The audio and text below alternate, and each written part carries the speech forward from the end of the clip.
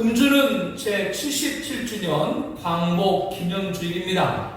1910년 8월 29일 한국 전부에 관한 일체의 통치권을 완전히 또 영구히 일제에 넘길 것, 한일 합병 조약 제1조입니다. 한일 합병은 일제가 우리나라를 통치하기 위한 그런 용어일 뿐이고 정확한 명칭은 경술국치입니다. 경술년, 나라를 빼앗긴 국가의 치욕적인 날, 경술국치가 가장 정확한 말입니다.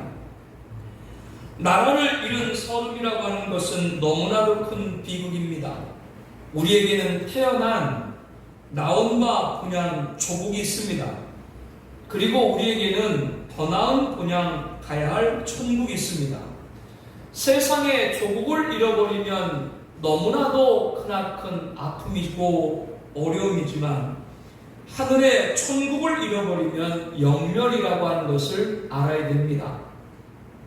우리들은 지난 시간 동안 계시록 21장 1절부터 22장 5절까지 장장 32절에 걸쳐서 새하늘과 새 땅, 거룩한 성 예루살렘, 천국에 관한 말씀을 들었습니다. 바로 저와 여러분들이 장차 입성할 영원한 나라인 것이죠.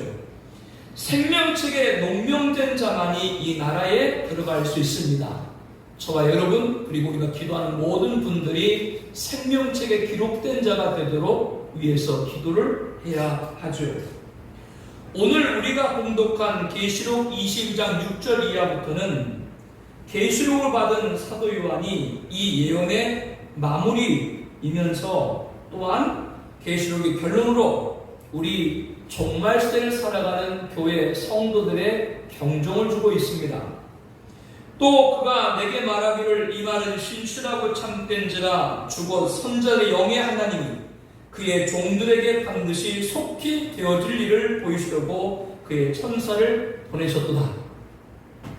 계시록 1장 1절에 예수 그리스도의 계시라 이는 하나님이 그의 종들에게 보이시려고 반드시 속히 일어날 일을 그 종들에게 보이시려고 그의 천사를 그 종 요한에게 보내어 알게 하셨다라고 했습니다. 그리고 오늘 계시록 마지막 장인 22장 6절에도 동일한 말씀을 하고 계시는 것이죠. 계시록서원 1장 1절과 종언 22장 6절에 속히 일어날 일, 속히 되어질 일이라고 했습니다. 하나님이 그 종들에게 보이실 것이라고 했습니다. 하나님이 그 종들에게 보이시려고 한다라고 했습니다. 천사를 보내어 알게 하신다라고 했습니다. 천사를 보내셨더라고 했습니다. 그러면 하나님이 그의 종들에게 속히 되어질 일, 이것은 무엇을 말씀을 하는 것일까요? 계시록 1장 7절에 볼지어다 그가 구름을 타고 오시리라.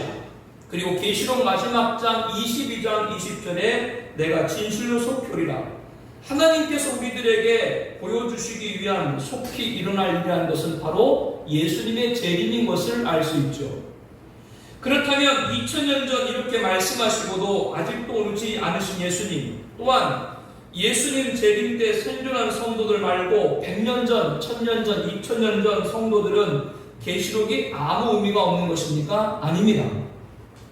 예수님은 어느 날짜를 명시하지 않고 오신다고 했습니다. 그 이유는 어느 시대를 사는 성도들이건 재림의 주를 맞이할 신부로 단장하는 것이 하나님이 가장 원하시는 성도이기 때문이죠. 그러므로 모든 시대 성도들에게 속교리라 라고 하신 것은 예수님 말씀은 꼭 모든 시대 성도들이 다 받아야 될 말씀인 거예요. 신랑은 누구를 기다려야 돼요? 신부를 기다려야 됩니다. 거짓 신랑, 적그리스도를 따라서는 안 됩니다. 그 자를 따르면 사망이요 음부요 지옥인 것이죠. 그러므로 사람들의 말을 따르다가 배교에 빠져서는 안 된다고 수없이 강조해서 말씀을 드렸어요. 음료의 음행의 포도주, 음행의 포도주라고 하는 것은 불신자들은 하나님을 믿지 않는 것이고 성도들 가운데 하나님을 떠나는 것, 배교가 음행의 포도주라고 말씀드렸어요. 거짓 선자 미혹에 빠져서는 안 됩니다. 오늘 본문 22장 7절에 보라 내가 속히 오리니, 12절에도 보라 내가 속히 오리니 20절에도 내가 진실로 속히 오리라 3번씩이나 반복하면서 예수님이 다시 오심을 알리고 있습니다. 예수님이 오시기 7년 전부터 종말에 있을 사건을 예언하고 계신 것이죠. 성도들 마지막까지 구원하기 위해서 주신 말씀이 계시록인 것입니다. 그러므로 7절에 이 두루마리 예언의 말씀을 지키는 자가 복이 있다라고 합니다. 6절에 예수님이 그 천사들을 보내어 주고 선지자들 영의 하나님, 선지자들 영의 하나님이라고 하는 것은 약속에 관한 예언을 선지자들에게 하신 하나님이라는 뜻입니다. 요한에게 종말에 관한 계시를 주시는 하나님은 다른 분이 아니라 옛적부터 구약의 선자를 통하여 예수님의 재림에 대해서 약속하신 그 하나님이시라고 밝혀주심으로 이 말은 신실하고 참된 말씀임을 거듭 강조하고 있는 거죠. 요한이 받은 계시는 지체될 계시가 아닙니다. 반드시 속히 되어질 일, 반드시 속히 되어질 일이라고 말씀해주고 있습니다. 그러므로 예수님은 속히 오십니다. 그날은 모르죠. 그러나 그날이 가까이 옴을 종말의 징조를 통해서 알게 있습니다. 종말의 징조는 성경에 뚜렷하고 명백한 많은 계시를 주고 있습니다. 만약 이런 사실까지 배제한다면 하나님께서 우리에게 종말 계시를 주실 필요가 없는 것이죠.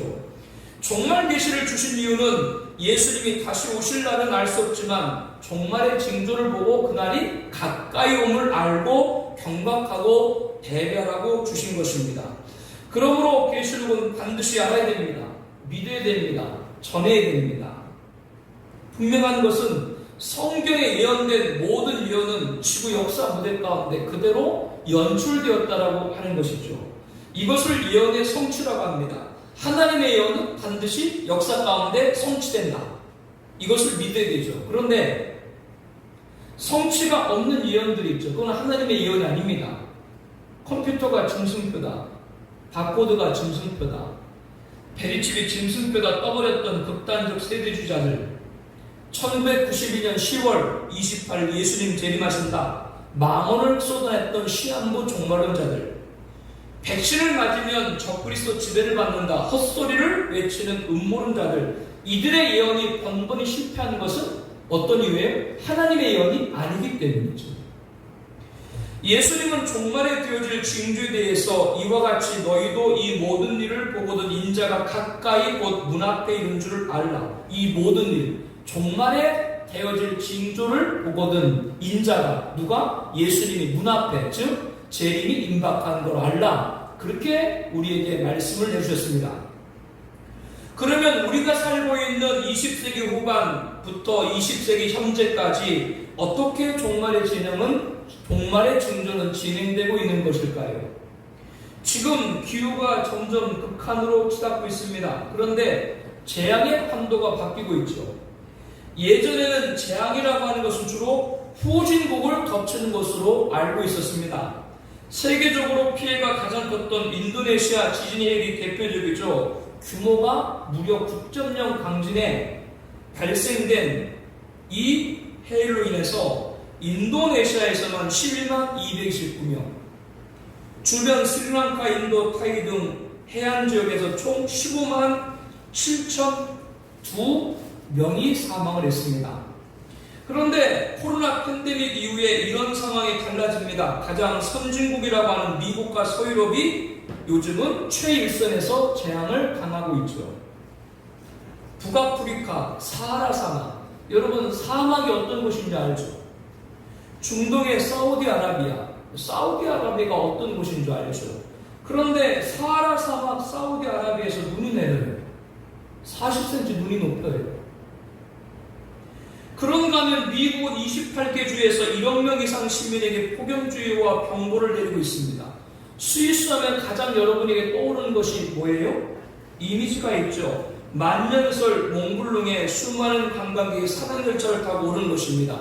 그런데 이 알프스 하이킹 코스가 폐쇄됐어요. 다른 것이 아니라 유럽의 폭염으로 눈이 내리지 않으면서 빙하들이 막 놀라운 속도로 녹기 시작을 하고 낙석 같은 위험에 직면했기 때문에 알프스에 눈도 없고 하이킹 코스도 폐쇄가 된 거죠. 반면 인도, 파키스탄은 3월 중순부터 50교에 달하는 살인적 폭염이 시작되었고 6월에는 우기용수로 사망자, 부상자가 각각 310명, 295명에 달했습니다. 유럽 남서부 국가들은 영상 40도 이상 사상 최고 기온이 계속되고 있죠. 거기에 산불까지 겹쳐서 큰 어려움을 겪고 있습니다. 폭염이 섬나라인 영국마저 덮쳐서 363년 만에 40도가 넘는 최고 기록을 기록했습니다. 스페인과 포르투갈은 폭염으로 인한 사망자가 1,500여 명을 넘어섰죠. 이렇게 유럽과 미국 등 북반구는 영상 40도에 육박하는 폭염이 지속되고 있는 반면 남미, 아르헨티나, 칠레, 무더운 나라 아닙니까? 이곳에는 갑자기 1m 이상의 폭설로 교통과 일상이 마비되고 있습니다. 영국 캠브리지대 등 다국적 연구지로 구성된 저자들은 미국 국립과학원 회고의 기후 엔드게임, 파국적 기후변화 시나리오 탐구 제아의 보고서를 발표했습니다. 여기서 사용되고 있는 단어가 뭐예요? 엔드게임, 끝이라고 하는 거죠. 기후재앙이 계속되면 돌이킬 수 없는 회복 불능의 상태, 이른바 티핑포인트, 극변점에 이르게 될 것이고 급기야 인류 멸종까지 초래할 것이라는 경종입니다. 그러면 대책이 무엇입니까? 자연을 보호하고자 합니다. 배기가스를 줄여야 한다고 합니다. 이산화탄소를 대기에 배출하는 경유차를 수차와 전기차로 바꿔야 한다고 합니다. 미세먼지를 줄여야 된다고 합니다. 플라스틱, 일회용 사용을 금지하고자 합니다. 소고기는 육식을 줄이고자 합니다. 현재 기온이 2도 이상 오르면 생물의 다양성 절반이 사라진다고 합니다. 그래서 지구의 기온 상승을 2도 미만으로 잡으려고 합니다. 그러면 항공보호를 하면 이러한 비극을 막을 수 있습니까? 이것은 세상에 말하는 대책인 것이죠. 예수님이 뭐라고 말씀하셨어요? 주의 임하신 재림과 세상 끝 종말 무슨 징조가 있으리까 묻는 제자들에게 주님은 민족이 민족을, 나라가 나라를 대적하여 일어나겠고 곳곳에 큰 지진과 기근과 전염병이 있겠고 또 무서운 일과 하늘로부터 큰 징조들이 있으라고 했습니다. 이 모든 건 재난의 시작이라고 했죠. 우리가 보기에 지금 당하는 기후재앙과 사건, 사고 등도 감당할 수 없는데 이것은 장차 창세로부터 지금까지 이런 환란이 없었고 후회도 없을 큰 재난, 대환란, 예수님 재림 전 7년 환란이 임박한 것이라고 하셨습니다. 예수님은 지금 겪고 있는 재난은 주오심이 가까운 때라고 알려주고 계신 것이죠. 기후재앙의 강도가 갈수록 강해집니까? 주오심이 임박했다라고 하는 거예요. 깨닫게 해주시는 것이죠. 그리고 예수님은 그때 사람들이 너희를 환란에 넘겨주겠고 너희를 죽이리니 너희가 내 이름 때문에 모든 민족에게 미움을 받으리라. 누구 이름 때문에? 예수 이름 때문에 교회가, 성도들이 세상에 미움을 받을 것이라고 했죠. 그때 많은 사람이 실족하게 되어 서로 잡아주고 서로 미워하겠으며 라고 하셨습니다. 전염병, 대유행, 기후재앙, 테러 분쟁에 대해서 교회가 공격받으라고 하는 것이죠. 앞뒤가 맞지 않는 말입니다.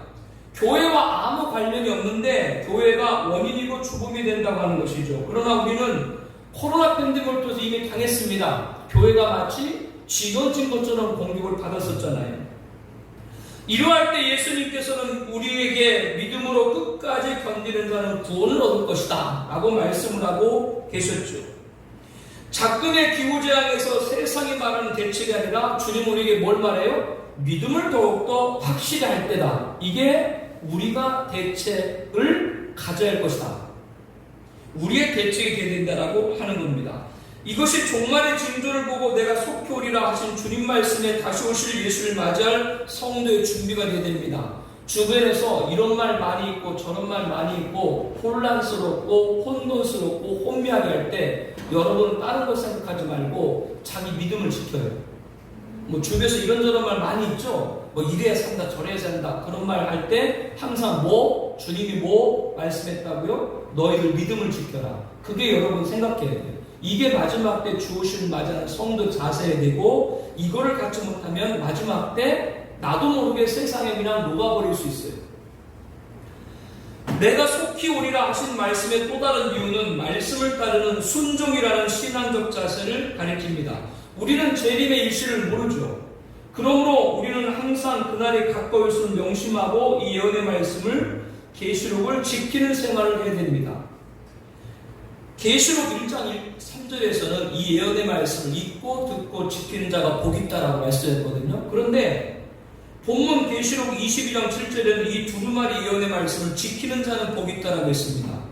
계시록의 첫 장에서는 1장에서는 읽고 듣고 지키는 자가 복이 있다고 했는데 마지막 22장에는 읽고 듣고가 없고 지키는 자가 복이 있다. 이것만 말해요. 이건 우리들에게 무엇을 가르쳐 줍니까? 지금 저가 여러분들은 어떤 자가 된다? 지키는 자가 된다 라고 하는 거죠. 순종입니다.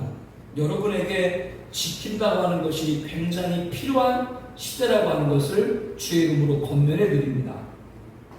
예수님은 신랑을 맞이할 신부 단장하는 것이 우리 신랑의 목적이 되는 역사로 계시죠. 언제나 예수님 전에 임박한 줄 알고 항상 깨어 있어야 된다고 하는 겁니다. 그날을 준비하는 신앙생활을 해야 한다는 것이죠.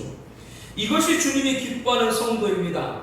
교회 시대 성도의 자세는 주의 재림에 소망을 두는 것입니다. 이 분명한 목표가 있을 때 세상에 휘둘리지 않아요.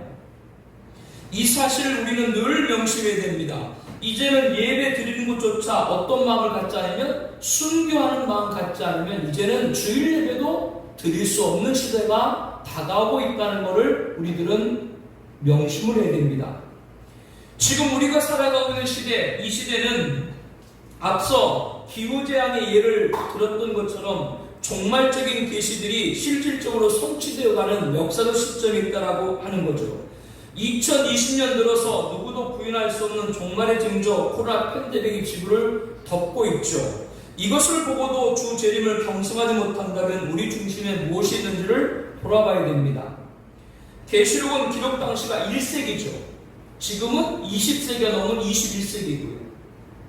초대교회 성도들도 예언의 말씀을 듣고 경각을 했습니다. 그렇다면 안 믿는 사람들도 마지막 때라고 하는 이 시대에 살고 있는 성도들은 귀를 기울이고 들어야 마땅할 것입니다.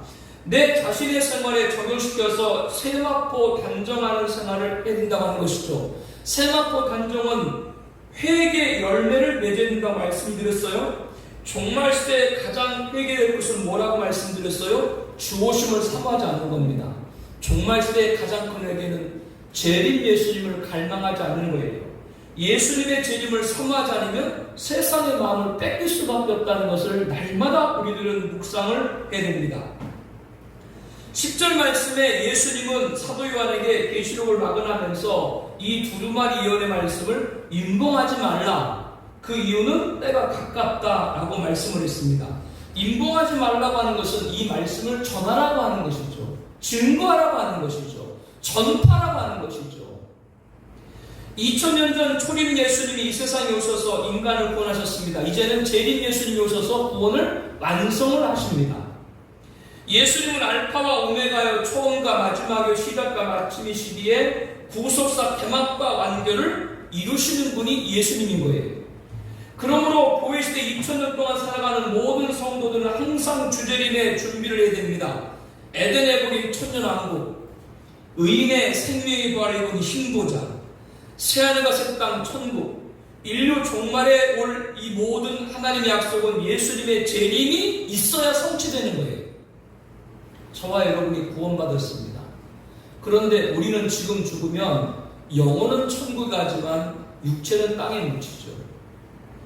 우리가 구원받은 것 분명하지만 우리가 완전한 구원을 이루기 위해서는 영혼만 아니라 우리 육체도 부활해야 돼요.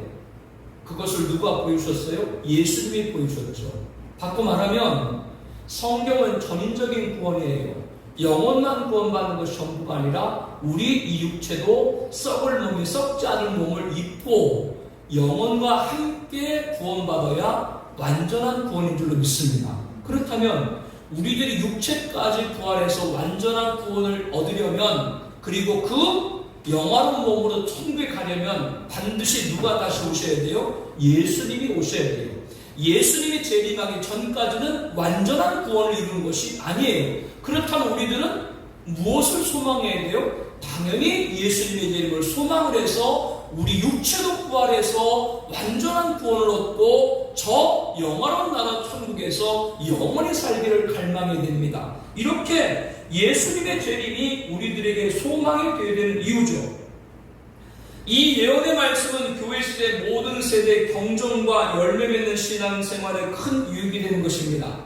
그러므로 예수님은 이 예언의 말씀을 읽고 듣고 지키라고 명하고 계신 것이죠. 만약 이 계시의 말씀을 교회 강단에서 증가하지 않고 임봉한 꼭꼭 닫아 묻어버리면 사람들은 종말 이르는 시대적 징조를 보고도 소경될 수밖에 없어요. 지금 시대에 벌어지는 일들을 보고도 주오심에 가까움을 경각하지 못한다. 여전히 이 세상에 살아갈 일들만 열심을 내게 된다라고 하는 거죠. 종말 계시의 어두운 자가 되면 2000년 전 자기 땅에 예수님이 오셨지만 메시아로 영접하던 유대인들 같이 새로운 시대의 축복인 천년왕국과 거룩한 성전 천국에서 제외될 수 있다는 것을 우리들은 잊지를 말아야 됩니다. 14절 말씀에 보니까요, 자기 두루마리를 빠는 자는 복이 있다고 했습니다. 두루마리는 의의 옷이거든요. 이것은 인간 행위로 의의 옷으로 입는 것이 아니라 예수를 믿음으로 의의 옷을 입은 겁니다. 우리는 예수님을 구주로 영접했을 때 의의 옷인 두루마리를 받았습니다. 그리고 이 의의 옷은 예수를 맞이할 신부의 성도들이 반드시 입고 들어가야 될 예복이기도 하죠. 의로운 옷 두루마리를 입어야 신랑 예수를 맞이할 예복이 된다라고 하는 거예요. 그런데 우리는 예수님 믿고 난 후에도 옷이 더럽혀질 수 있습니다. 예수님께서 제자들한테 마지막 만찬하시고 발을 씻기시면서 이런 말씀하셨죠. 이미 목욕한 자는 발밖에 씻을 필요가 없다. 이 말씀은 우리가 예수를 믿고 입은 의에 오신 두루마리가 이 세상에서 더럽혀질 수 있다는 뜻입니다. 즉 우리가 구원받았지만 이 땅에 살아가면서 죄를 범하죠. 그거를 자범죄라고 그러죠. 두루마리를 빠는 자라고 하는 것은 죄를 회개함으로 더러워진 의의 옷을 깨끗하게 한다라고 하는 뜻입니다. 그러므로 종말시대 7년 환란 중 전사년간 큰 환란 중에서 예배처로 나오는 흰옷 입은 큰 무리에 대해서 이는 큰 환란에서 나오는 자들인데 어린 양의 피에 그 옷을 씻어 쉬게 되었다라고 말씀합니다. 어떤 일이 있어도 사람들의 말을 따르지 말라. 여기서 명심하고 잘 들으세요. 왜 자꾸 사람들 말 따르지 말아라, 사람들 말 따르지 말아라, 사람들 말 따르지 말아라 라고 말하면 사람들 말 따르는 것이 의의 옷 더럽혀지는 거예요.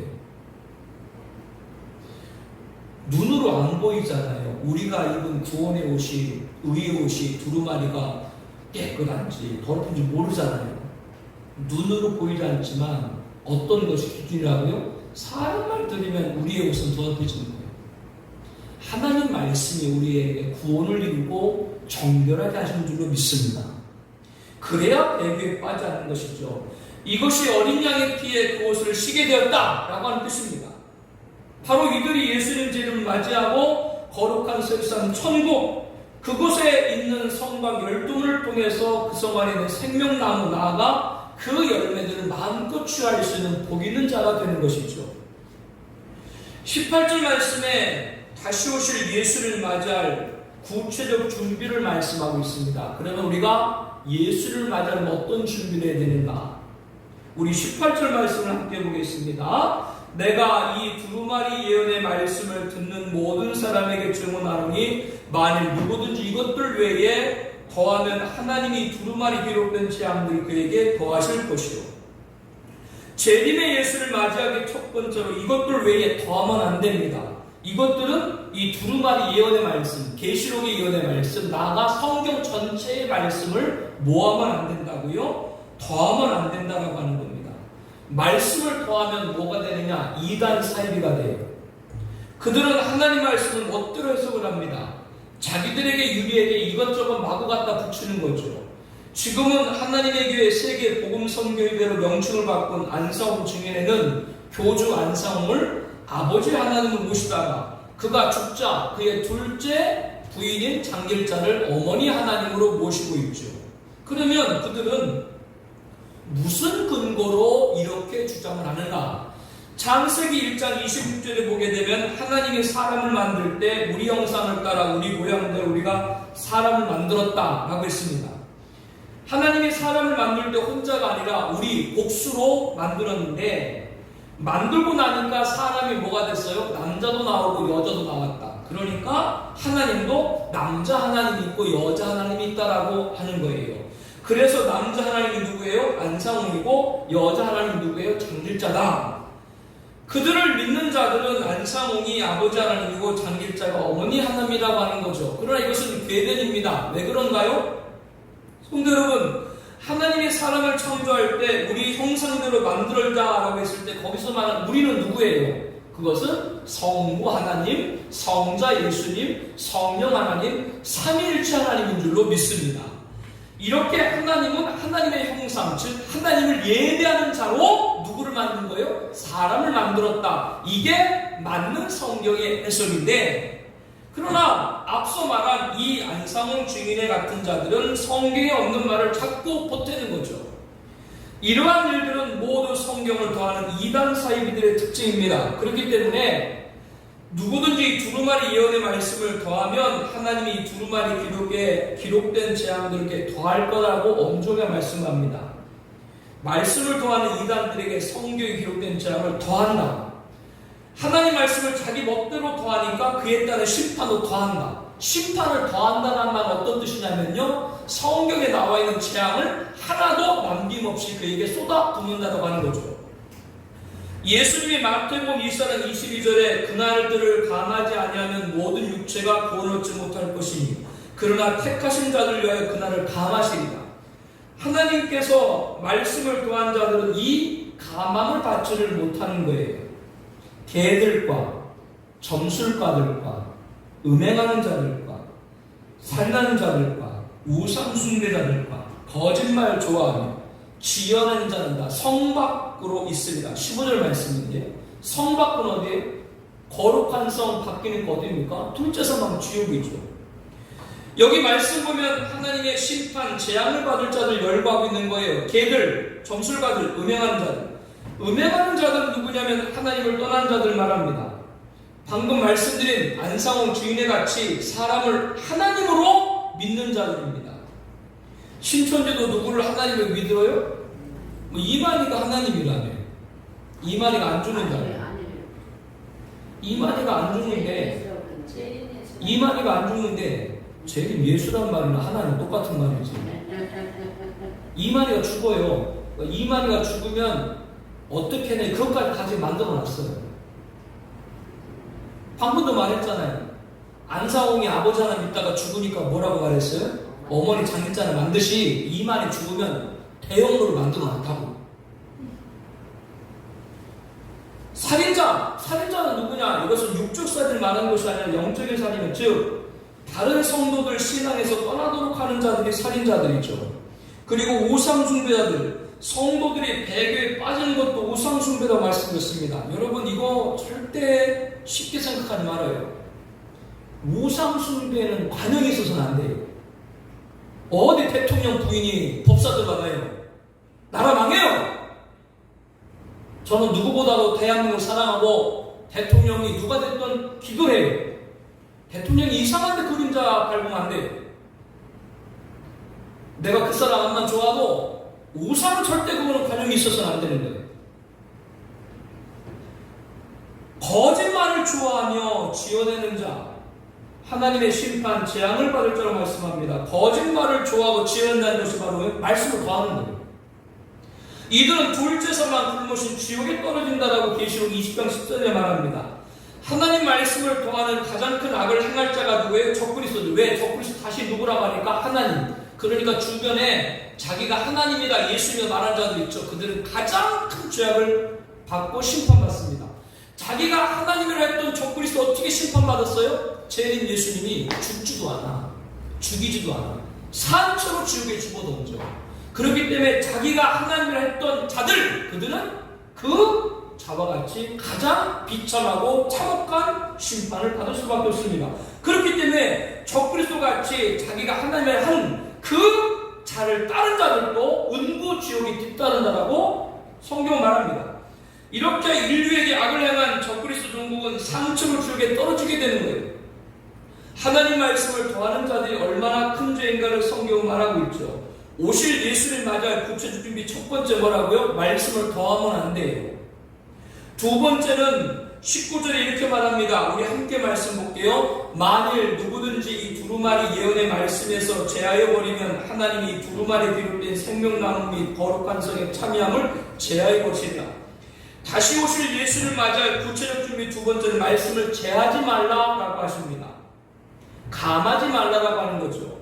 하나님 말씀을 감한다는 건 뭐냐? 내가 듣고 싶은 것만 듣고 듣고 싶지 않는 건 안 듣는 게 감하는 거예요.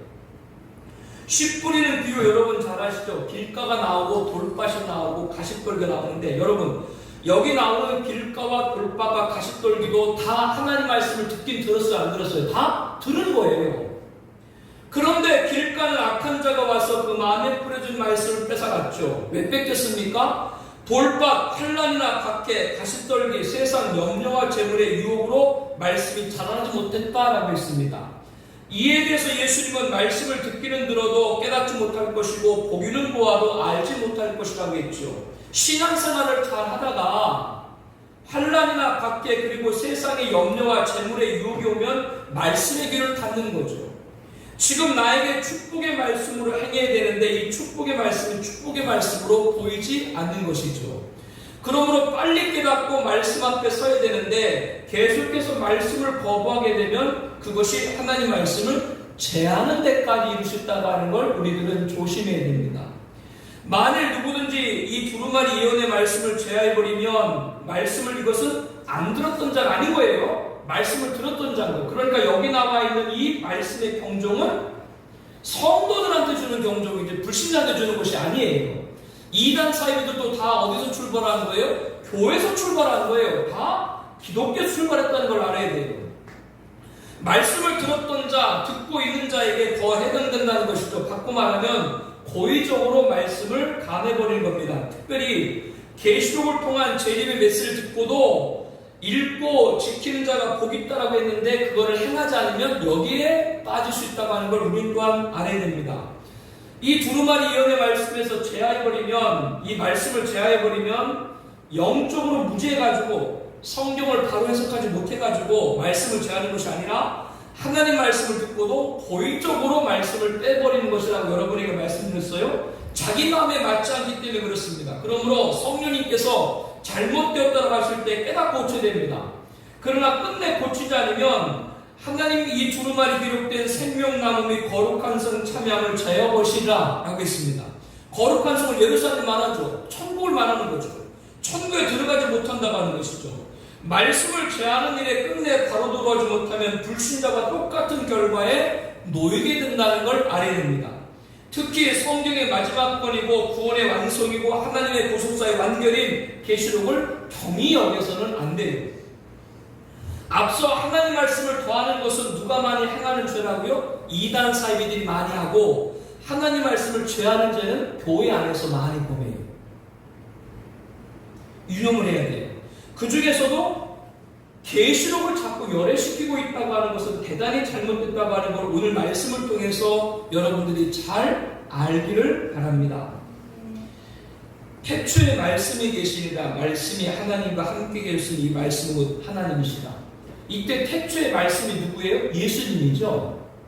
예수님이 누구와 함께? 하나님과 함께 천지를 창조했잖아요. 이 말씀이 육신을 놓고 이 땅에 오신 분이 누구예요? 2000년 오셨던 인카네이션 예수님, 성유신한 예수님. 예수님이 곧 누구예요? 말씀. 그렇기 때문에 말씀을 가담한다는 건 누구를 업신여기는 거예요? 예수를 업신여기는 거고 예수 능력이 나타나지 않는 거예요. 예수는 이 세상을 만드신 창조자시죠. 하나님과 함께. 죽은 자까지 살리신 능력자죠. 그러므로 하나님 말씀을 가담하지 않을 때 우리들에게 그 권세와 능력이 나타날 줄로 믿습니다. 우리와 우리 교회 공동체가 이 권세가 나타나기를 다시 한번 축복합니다. 그렇기 때문에 말씀을 더하거나 감하지 말아라. 말씀이 곧 누구시기 때문에? 예수님이기 때문에 그래요. 이렇게 하나님 말씀에 가담하지 않을 때 우리에게 나타나는 권세가 우리의 길을 소망을 하는 것이고요. 능력을 원하고 여러분들이 복을 원할 때도 하나님 말씀을 가감해서는 안 되는 것이죠. 그래야 우리에게 예수님의 능력, 예수님 누구시기 때문에, 말씀이시기 때문에 그 능력이 그대로 나타나는 겁니다.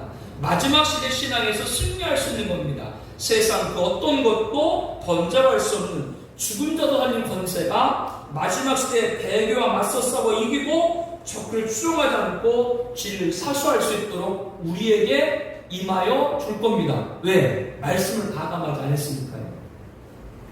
다시 오실 예수를 맞이할 세 번째 준비는 오라라고 전해야 됩니다. 우리 17절 말씀 함께 보겠습니다. 성령과 신부가 말씀하시기를 오라 하시는도다. 듣는 자로 오라 할 것이요 목마른 자도 올 것이요 또 원하는 자는 값없이 생명수를 받으라. 여기 말씀에 성령과 신부의 신부는 누구를 가리켜요? 교회입니다. 성령과 신부는 오라라고 해야 된다라고 하는 거죠. 듣는 자도 오라 할 것이요 목마른 자도 올 것이요 라고 했습니다. 듣는 자는 누구예요? 복음을 들은 자입니다. 전도를 받은 자입니다. 바로 불신자인 거죠. 그들은 우리가 오라라고 전해서 누구에게로 와야 돼요? 당연히 예수님에게로 와야 되죠. 초점이 유일한 구원자 예수님, 다시 오실 예수님 맞춰야 됩니다. 목마른 자도 올 것이요라고 했습니다. 목마른 자들이나 인생의 가야 길을 몰라 당하는 새신자들이 참된 양식을 먹어야 될 기존 신자, 기신자를 모두 아우르는 말씀입니다. 새신자들은 말씀을 들음으로 깨닫게 되는 것이고요. 믿음을 받게 되죠. 기신자들은 하나님 말씀을 바로 배워야 됩니다. 그래서 하나님 말씀을 가감하지 않아야 됩니다. 듣는 자도 오라 할 것이요 목마른 자도 올 것이요 복음을 전해서 전도하고 인도해서 설교를 듣고 정착하게 해서 성경을 배워 성전하도록 교회가 오라고 전해야 된다는 겁니다. 이렇게 다시 오실 예수를 맞이할 세 번째 준비는 저와 여러분이 우리 교회가 힘차게 오라라고 전할 수 있어야 됩니다. 왜 여러분 교회로 와야 됩니까? 교회로 오지 않고는 예수를 맞이할 준비를 할 수 없기 때문에, 교회 말고는 예수를 맞이할 자로 준비할 것이 없기 때문에, 그러므로 우리는 하나님 말씀을 도하지 말고 하나님 말씀을 제하지 말고 교회 오라라고 전하는 자가 되어야 됩니다. 교회를 통해서만 주오심을 준비할 사실을 각인해야 됩니다. 16절에 나 예수는 교회들을 위하여 내 사자를 보내어 이것들을 너에게 증언하게 하노라. 나는 다윗의 뿌리요 자손이니고 광명한 새벽별이라 하시더라. 예수님께서는 교회를 위하여, 예수님 신부인 저와 여러분을 위하여 내 사자를 보내요. 누구를 보내요? 천사를 보내요. 신천지는 여기서 사자가 이만이래요. 이만이가 뭐 날개 갈렸나? 천사인가? 날개가 떨어졌나? 그때 내려왔나? 여기 사자는 천사예요. 이것들을 너에게 증언하겠느라. 이것들은 앞서 말씀한 이 두루마리 이언의 말씀입니다. 예수님께서는 자신의 말씀, 곧 말씀이신 자신을 천사를 보내서 우리들에게 증언하도록 했다라고 하는 거죠. 그 천사의 증언을 듣고 누가 기록했어요? 사도 요한이 계시록 기록한 거고요. 그러므로 저와 여러분이 오라 전해야 될 당위성이 있습니다. 예수님은 천사를 통해서 자신의 신부인 교회에게 증언하고 하셨고요. 신랑이신 예수를 맞이할 준비하는 저와 여러분이 세상에 오라 이렇게 전해야 된다라고 하는 거예요. 이것은 마땅한 일이고 아름다운 일이고 거룩한 일입니다. 교회에 오지 않고 예수님 맞이할 자로 준비할 수 없다라는 걸 여러분들이 다시 한번 각인해야 됩니다. 우리는 속히 오라라고 하신 예수님, 그 재림의 발자국 소리가 들린 시대에 살고 있습니다. 그러므로 지금 빨리 오라고 해야 돼요. 불신자에게는 전도를 통해서 오라라고 전해야 됩니다. 교회에 인도된 새신자에게는 오라, 설교를 부지런히 듣고 정착하고 예배 잘 들으라 라고 전해야 됩니다. 기존 신자, 기신자에게는 오라, 말씀 가감하지 말고 네가 듣고 싶은 것만 들으려고 하지 말고 성경을 열심히 배워서 성정을 해서 신랑 예수님 맞이할 자 신부가 되도록 하라라고 기신자에게 오라라고 전해야 돼요. 그러므로 오늘도 우리는 열심히 오라, 불신자에게, 새신자에게, 기신자에게 전해야 된다라고 하는 겁니다. 값없이 생명수를 받으라. 값없이. 내가 원하는 하나님 부어주시는 거예요. 값없이 주시는 거예요. 생명수가 교회에 있는데 다른데 갈증을 해결해서는 그 영혼이 피폐해질 수밖에 없는 것이죠. 사랑하는 성도 여러분, 오늘 주신 말씀을 다시 한번 저와 여러분들이 꼭 붙들고 나가기를 소망합니다. 주 예수 은혜가 모든 자에게 있을지어다. 모든 자입니다. 2000년 전 우리 죄를 대속하신 예수님은 장차 다시 오시죠. 이 초림과 재림 사이 모든 성도, 그들에게 십자가의 시작과 끝, 그 모든 자에게 주 예수의 은혜가 있기를 축복하고 있는 것이죠. 이것들을 증언하신 이가 이르시되 내가 진실로 속히 오리라 하시거늘 아멘 주 예수 오시옵소서. 20절 말씀으로 계시록은 이제 마감을 하고 있고요. 21절에 아멘 주 예수 오시옵소서 화답함으로 계시록은 맞춰지고 있습니다. 우리에게 예수님의 초림과 함께 재림의 시장을 갖는 것이 온전한 성도라는 걸 계시록은 마지막까지 우리들에게 가르쳐주고 있습니다. 언제 다시 오신다고 날짜를 못 받고 오시겠다는 것이 아닙니다. 언제라고 말씀하지 않으시고 내가 진실로 속히로 하셨기 때문에 모든 교회식 성도들은 그날을 예수님 맞이할 준비로 항상 경성해 되는 것이죠. 예수님의 초림과 재림을 믿고 다시 오실 예수를 맞이할 준비한 여러분들에게 주 예수의 은혜가 있을지어다 축복이 지금도 임한 줄로 믿습니다. 우리 함께 통성으로 기도합니다. 앞에 기도 제목을 봐주시죠. 여러분 기도할 때 이 기도 제목을 보면서 읽으면서 기도하셔도 돼요. 내가 진실로 속히 오리라 마지막 말씀 앞에 첫 번째 예언, 첫 번째는 뭐라고 그랬어요? 예언을 더하지 말아요. 더하면 뭐가 돼요? 이단 사이비가 돼요. 교주를 신격하고 자신들 집단만 특권화시키고, 예언을 더하면 재앙을 더해요. 자비가 없다는 말이에요. 자기를 하나님의 칭했던 적그리스도 산채로 지옥에 던져졌죠.